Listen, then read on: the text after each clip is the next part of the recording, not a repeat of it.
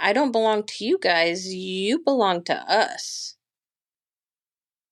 And it made sense when she said that. And all of a sudden, I went numb. My mouth dried up. I was shaking. I was literally in a type of shock.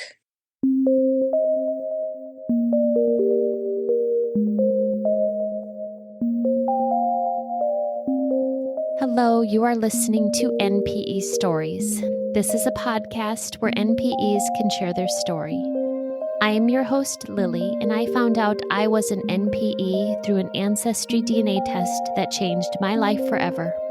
NPE is a term that stands for Not Parent Expected or Non-Paternal Event. This means that one or more of our parents are not who we believe them to be. NPE Stories is a podcast where NPEs can share their story of what their original family was like, how they found out they were an NPE, and what their journey has been like since the day they found out. Welcome to episode 219, and today I am speaking with Deb. Hi, Deb. Hi. How are you doing today?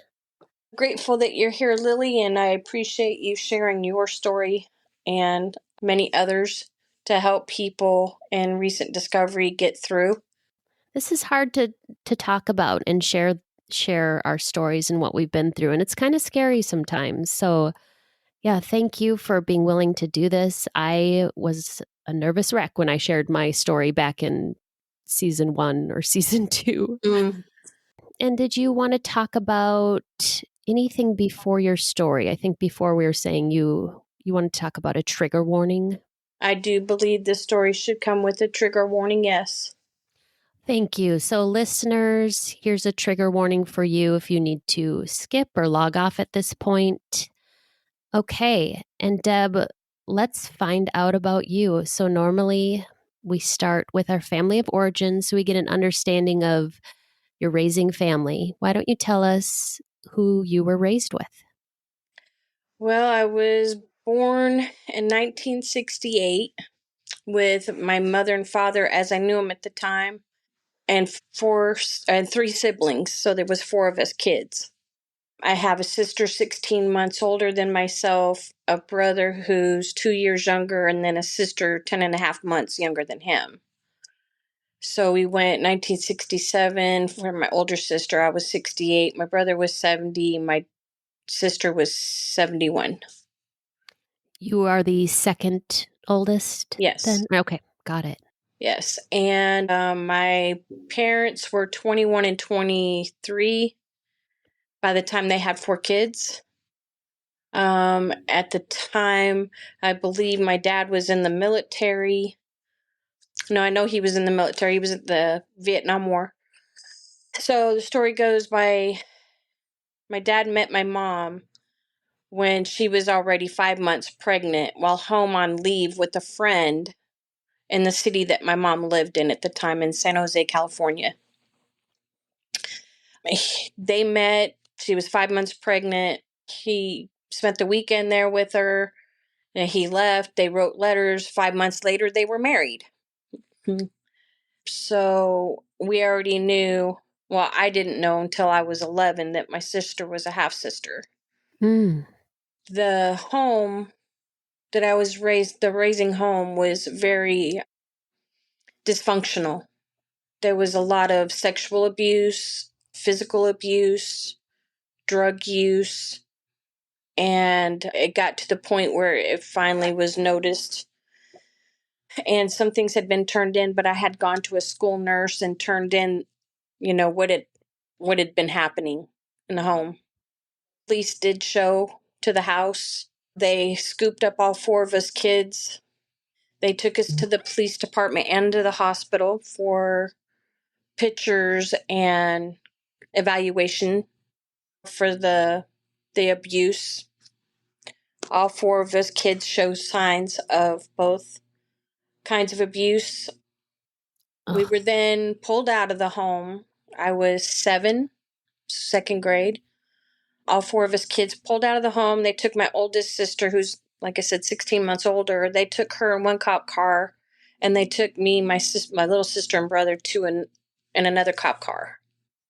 I don't really remember in detail. Like I said, I was 7, but what I do remember is being put into an emergency foster home that night with the 3 of us together. I remember what we had were long white t-shirts and our underwear for clothing until they could get us outfitted. And then shortly after there, they separated us one by one. They'd find a foster home for my brother first and took him, and then separated me and my baby sister shortly after. There was a lot of movement, a lot of moving parts. Moved 23 times in the system. I lived in a Catholic girls' home for 3 of the last years remaining.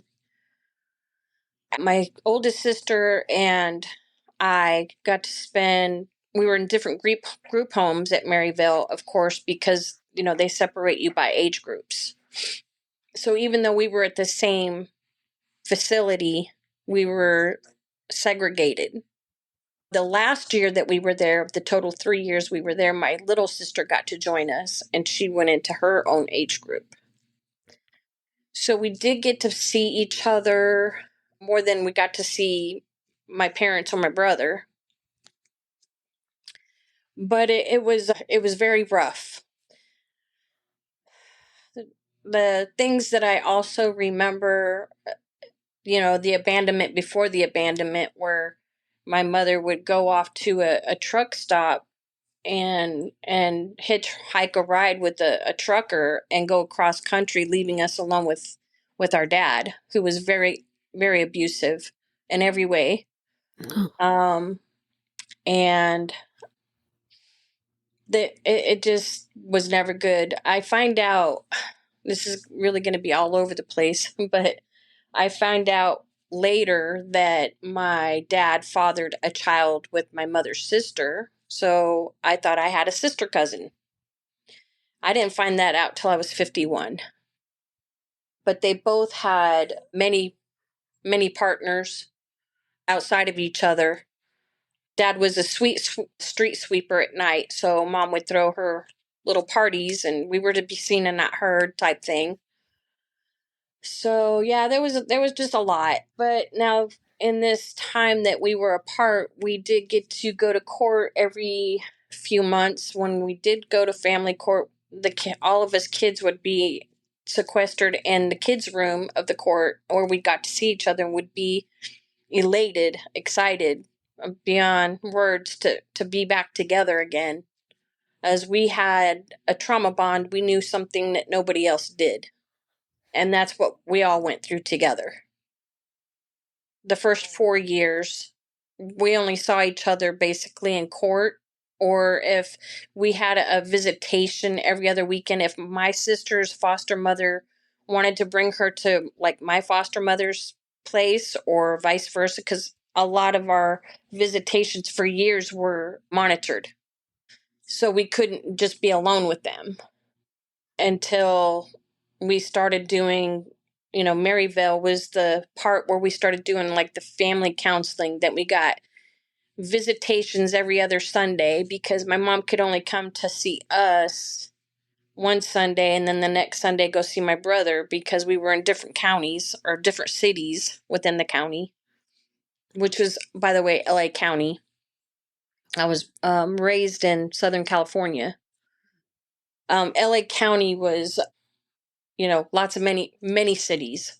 And it was hard for my mom to come see us and then make time to go see my brother in his placement. So it started out every other weekend. We had 10 to 7 that we could visit. They would show up for a couple of hours and then be on their merry way. I remember when they'd come to visit and then leave, I would get really sick. I would throw up, have diarrhea. I was very emotional. So, of course, now they decide to throw me on medications to help regulate me, because I got very ill. I got to where I was just homesick all the time for my family, even though it was abusive. That's what I knew. And my mom would always promise things were going to be so so much better when they got us back, and things were going to be great. We were going to be a family again, and you know, so there was no place that I ever felt growing up where I had, emotional connections, because I moved so much. You know. Deb, your childhood sounds horrific. I'm Mm. so sorry. Yeah, it was a rough one. So we finally go to court, and they grant that we've done all the counseling required. It's been, now this has been 7.5 years later, that the courts are going to finally release us to back to our parents, because they have now done everything the courts asked them to do, getting jobs, finding a place with adequate housing for us. So they got to bring two of us home first, let us spend a couple weeks, and they brought two more of us home. So now all four of us are together.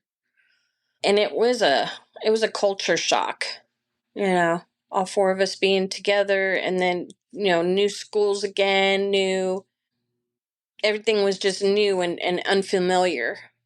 But, I'd kind of gotten used to that with all the movement that I'd gone to, but this was different, being that the family was back together.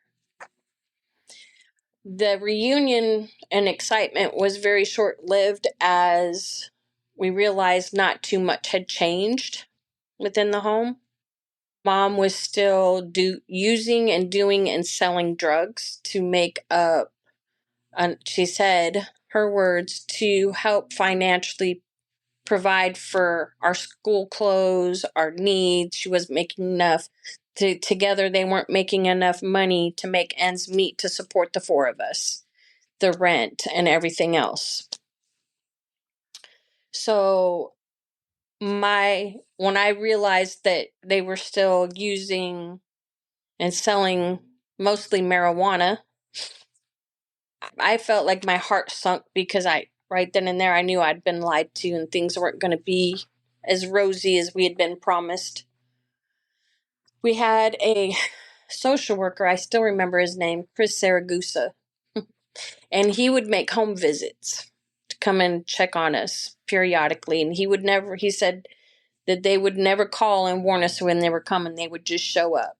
And I remember being so scared and having nightmares that they're going to show up, smell and see, and know that this is happening, that they're just going to pull us out of the home again.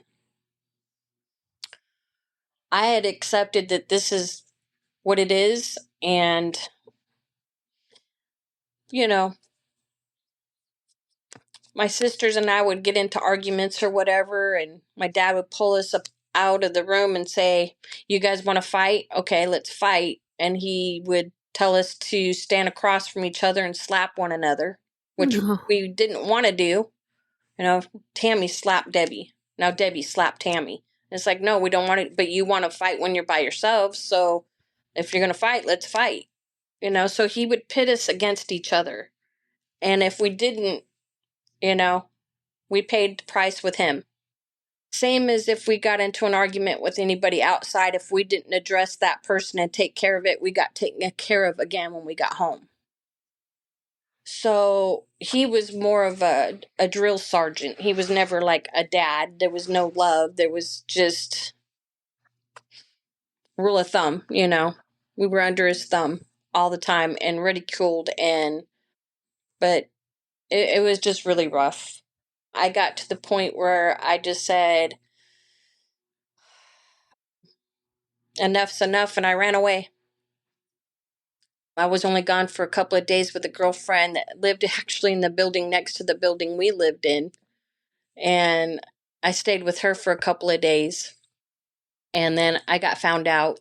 So I went back home. I was grounded for like months. We weren't allowed to have friends over. If we saw anybody, we had to see them in the lobby of the building. We couldn't go out. There was just lots and lots of restrictions, nor no normalcy. Yeah, it was just never good. I'm so sorry. How long did you live with them? I finally ran away my final time when I was 17 and I didn't return.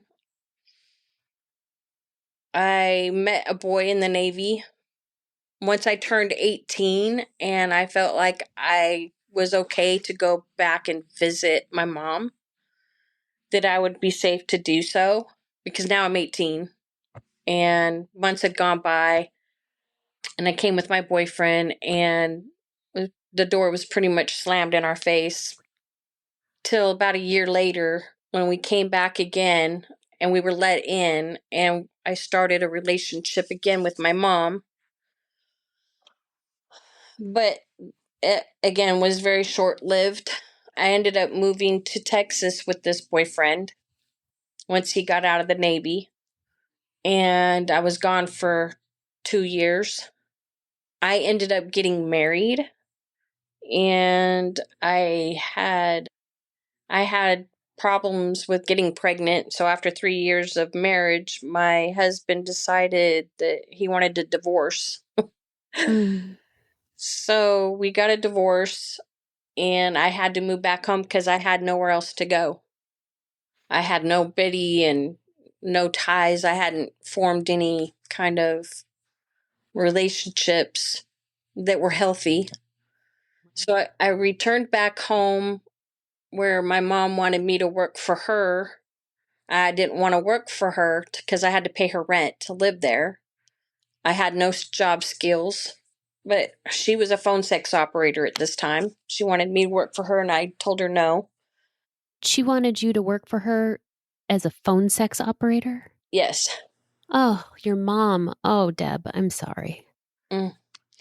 So I ended up getting a job at a biker bar down the street from where we lived.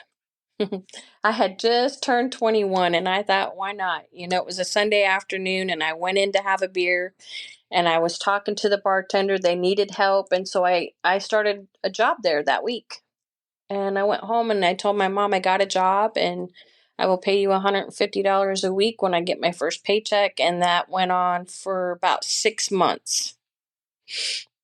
No, 7 months. I met my new husband as a bartender, but now this was a different bar. I had moved from that bar to another bar. And I had met my now husband. I've been married now 33 years Oh, to a wonderful. wonderful man. I attribute who I am today because of him. He came in and saved me at a time where I had now started using drugs and alcohol to numb myself from everything. And when he found out that I was using drugs, and he told me that I had two choices. He could help me get help or he couldn't see me anymore because he wasn't going to have that be a part of his life. And I looked up at him and just said I can get clean, and he at this time I realized was worth fighting for and he would be good for me. And so I got clean, and 7 months later, I ended up pregnant with our daughter, and this was the happiest time in my life. I'm in love. I'm pregnant. I'm having a beautiful baby, and life was looking really good. And um, like I said, happy that I've ever been in my whole life. Um, my father-in-law was part of the package when I got with my husband. And I loved him to death. He was the first father figure I ever had in my life who genuinely cared. And now, at first, he didn't care for me, but I think he saw that there was some damage in the background. But we worked through that. I talked to him and told him, what had gone on and stuff. And well, he told me he wanted us to move in together with him at his home, which we did. And for 9 years, the three of us lived together, happy, healthy, normal family. His dad, Tony's dad, and I had become so close, I even asked him to be in the delivery room when our daughter was born. No. And he didn't get a chance to do that when he had his kids. So he was like, "Are you sure?" And I was like, "Yeah, I would love for you to be there." And that it just really brought us so much more, closer together. So it sounds like you had this relationship with your father in law that you really deserved. You really deserved a father figure.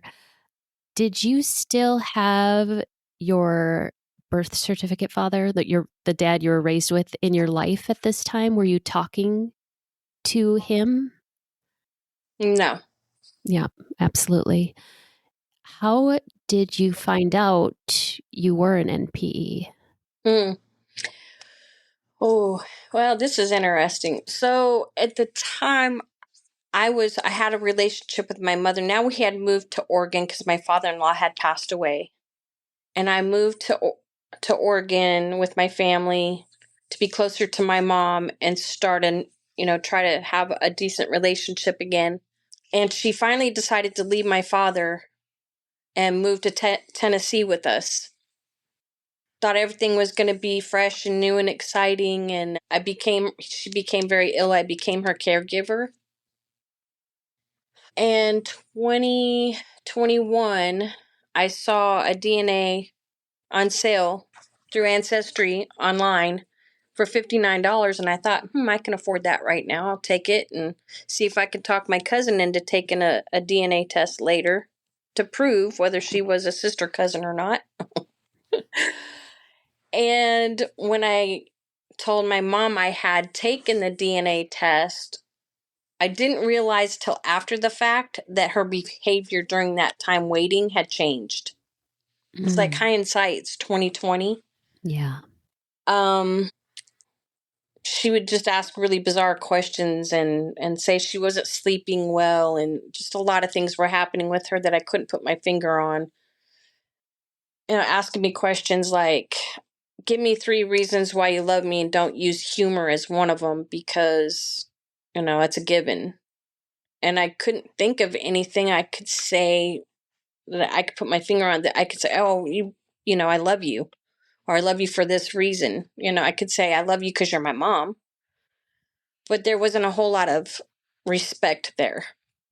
Anyway, the DNA test results came back, and I saw this name on there that I didn't recognize as a possible sister.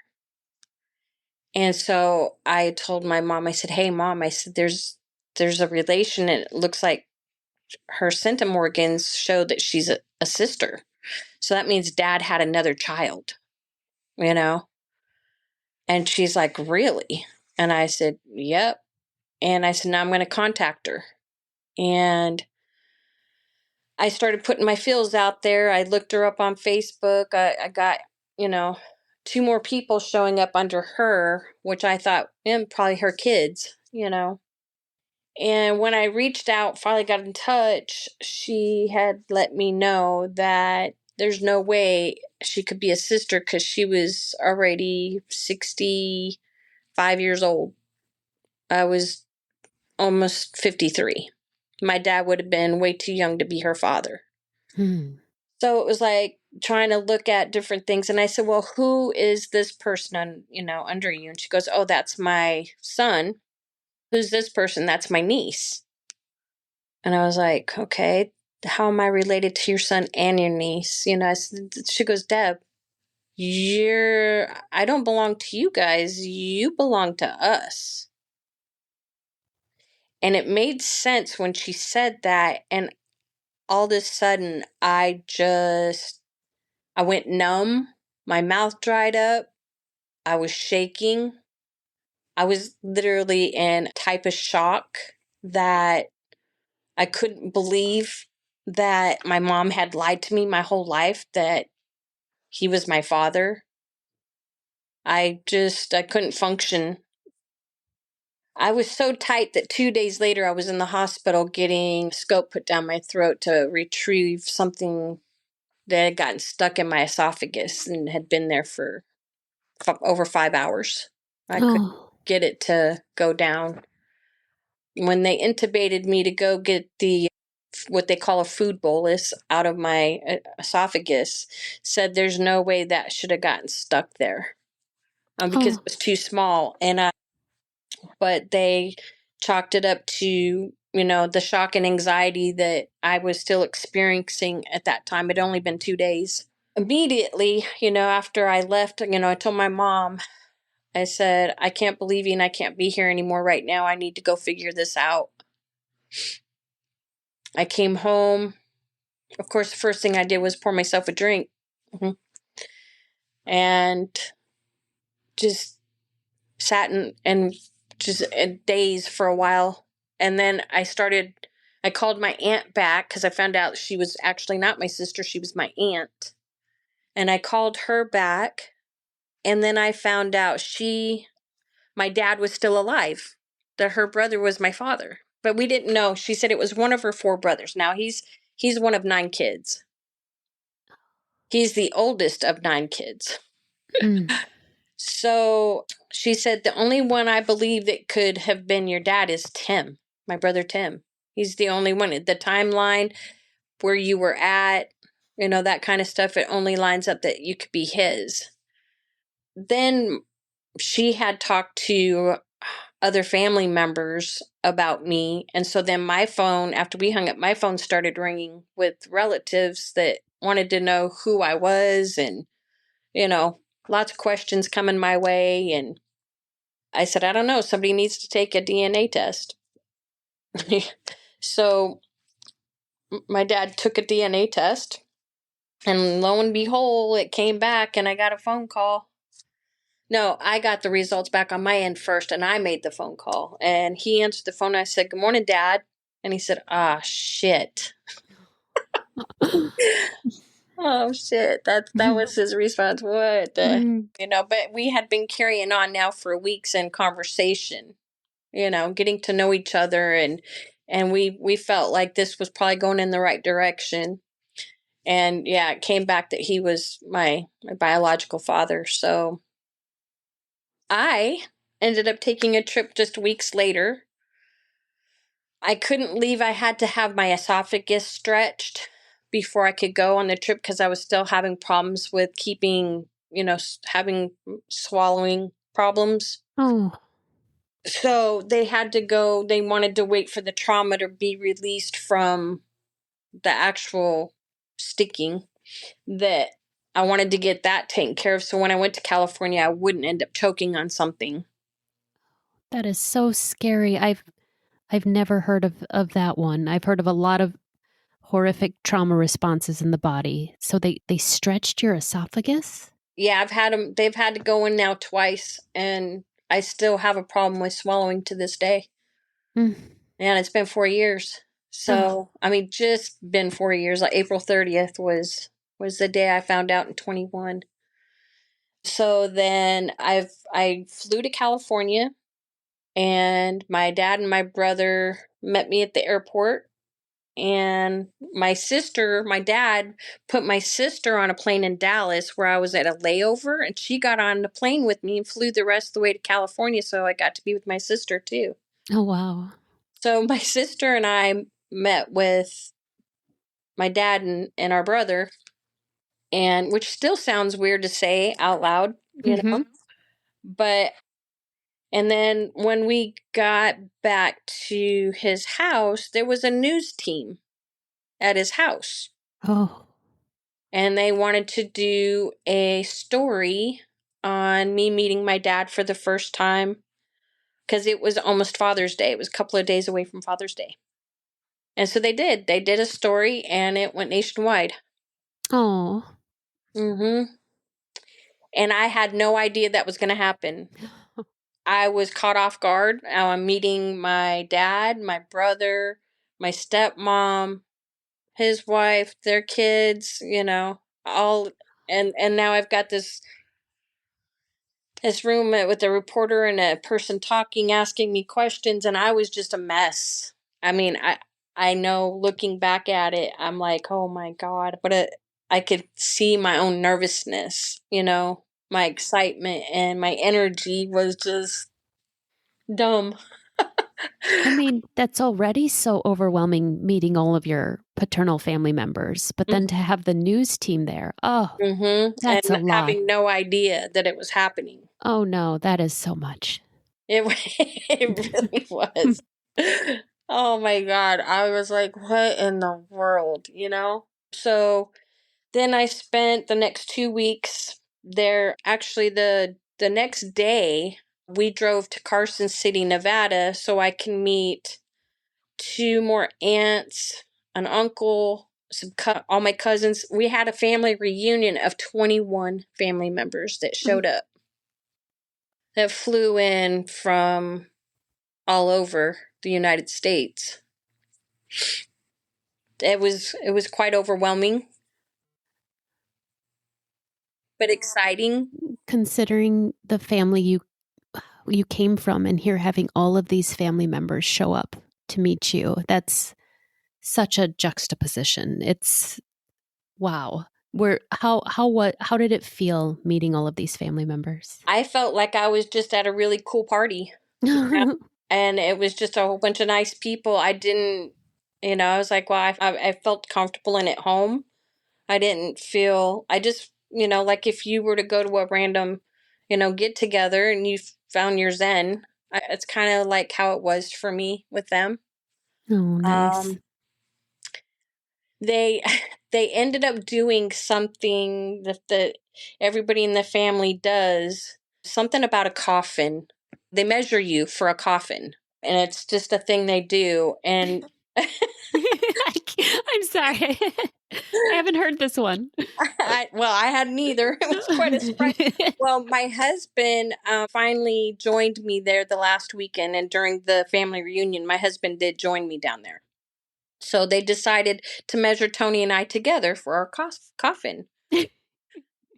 So they laid us down on the grass and they put a blanket over us, a sheet or something, a towel. I can't remember what it was they placed over us. And then I could hear the measuring tape and I could hear them, talking measurements and stuff. And then next thing I know, Tony goes, "Cover your face, Deb. They're going to throw water." And I was like, "What?" And he goes, and then as soon as I said that, we got doused with water. Oh. So it was some kind of a prank that they did or whatever. Found out I'm much like my family, that nature versus nurture thing. Yeah. Okay. I was a big jokester. I I was always light and tried to be funny and when I could, and it was a way of me hiding my emotions and my pain. But I find that my family, my paternal family, I have so much in common with them, like you wouldn't believe. The humor, the jokes, the pranking, that is all that side of the family, where my other family was nothing like that. Mm. I favored them all in looks. I looked like nobody in my family. My little brother and sister had brown eyes, light hair. I have blue eyes, brown hair. And my older sister, who was also half sister, was very blonde, very big blue eyes, very fair. So her and I definitely stuck out from my younger brother and sister, looked completely the same. But yeah, I looked like my paternal side of the family. I have an aunt that almost looks identical to me when we were the same age, in our 30s. So I finally found a place where I think I fit in and that I could call mine. This is my family. This is, you know, they were all so inviting, so loving, so caring. I never felt unwelcome. I have been back there a few times. My dad came out here about 4 times. He stayed as long as 6 weeks at one point. So over the 4 years, we probably had about 6 months of face to face time in the same room. Oh, wow. Mm-hmm. I traveled to Texas, back and forth to California. They traveled here back and forth, and I just spent time getting to know my family. Mm. Okay, meanwhile, back at the ranch, my mom finds out my dad's here right after I came back from visiting them. He came out here. When she found out he was here, she had called the police and had a bunch of trumped up charges against me. Oh, This is months later, mind you. Months later, she called the police and said I had beat her up, I had stole from her, and that I had interrupted a 911 call. I got arrested while my dad was here the second day he was here. oh, Deb. And I went to jail for a day, and no way to protect myself or convince anybody that this wasn't true and what the details were, whatever. My dad and my husband went to the bail bondsman, bailed me out, and then we went got an attorney. And I spent the next 3 years fighting my mom in court against these trumped up charges. I now was facing 3 to 5 years in prison against what she says I've done. And I ended up, after 3 years of fighting this and 12, probably 12 visits in 3 years back and forth to the courthouse with plea deals and this, that, and the other, that they said if it went to trial, it's just going to be whatever the jury decides. Are they going to believe this old woman or are they going to believe me? And there was no way to tell. So I had to sign a plea deal just to keep myself from going to prison. They dropped the charges of her saying I beat her up, which, my God, that's not something I could do now. I'm a licensed CNA. I have been for 20 years. And I know I've been raised with violence. I'm terrified of it. I I suffer anxiety to this day because of violence. The last thing I'd ever do is put my hands on somebody. And she had convinced the DA that I had beat her up, and they said, "Well, when did you have any proof?" And she said, "Well, I went to the hospital 3 weeks later, and the bruises were still there." And they said, 3 weeks later, you still. But I guess in the report it showed the bruises were too fresh for them to have been 3 weeks old. So they ended up dropping the charges of abuse, but they kept the theft for under 1,000 and impeding a 911 call. They kept those charges against me, and I had to plead yes because I didn't want to go to prison. This is making me cry. Hear this. I'm so sorry. Yeah, it's been rough. My husband and I have felt like we have lived a nightmare. But I know a lot of this. My mother didn't have a good childhood herself. She came from a lot of turmoil, and I guess she just never emotionally matured. She When she found out I was leaving and never coming back to see her again, and I found out now that she's actually something called a covert narcissist, Mm-hmm. which I had to learn about what that was. I was like, oh my God, that explains my mother to a T, you know? Yeah. So yeah, now I'm living with that. I am still trying to get a job as a CNA, but because now people are doing background checks on me for that job, those signs come up. Nobody wants to take a chance on hiring me. Oh. So I'm trying really hard to get back to doing what I love, which is taking care of other people. I'm good at it. I love it. I have a passion for it, but I can't find anybody that's willing to give me that shot right now. Just because, I mean, as a owner of a business, I probably wouldn't take that chance either if I saw that in somebody's background, because it's a risk that you're taking, you know? Yeah. So I don't know what the next steps are. I have to have so many hours to keep my CNA license alive, like a minimum hours for every 2 years. So I may lose my license if I don't find something. And then I don't really know what to do. Now, the good thing is, though, my son is stationed in the military now. My husband and I are going to Italy for a couple of weeks in August to see our son that's been gone for a year.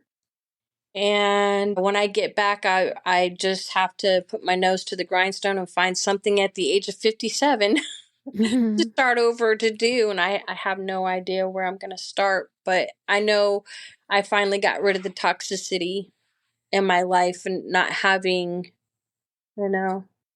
So your mom still is living, and you just, obviously, I'm assuming, no contact because of these trumped up Oh, charges. absolutely no Right. contact. No way. That actually died in me the minute I found out she'd been lying to me my whole life. That no, me being there to help her in any way ever again, that was a deal breaker for me. Oh, yeah. And so that from that point, and that's when she realized I wasn't coming back again. Then when she found out through my sister that my dad was here visiting, oh boy, that sent her over the edge. Wow. Yeah. Such extreme retaliation. I've heard of parents painting their adult children as villains, but this is, wow, it to involve the legal system with these lies. I'm so sorry Hmm. you've had to deal with this. Have you ever figured out how there was the connection between your birth father and your mother? Yeah, actually, they both have their own story about it, but Sure. she said that she had bought a bottle at the liquor store and met this guy in the park and they drank together and they did it in the park, which, okay. Uh-huh. And his story was he had met my mom and her sister and they had 3 kids between them, which would, the ages and all that lined up. She had gone to a house party where he was at, and my aunt, my mother stayed with the 3 kids, stayed the night at the house, and that in the middle of the night she came to his room and she initiated contact with him. And he says, "Well, I wasn't going to turn it down." So Did she then ever tell him she was pregnant? he knew nothing about me. No, Oh, right. he never Nothing. knew. Mm-mm.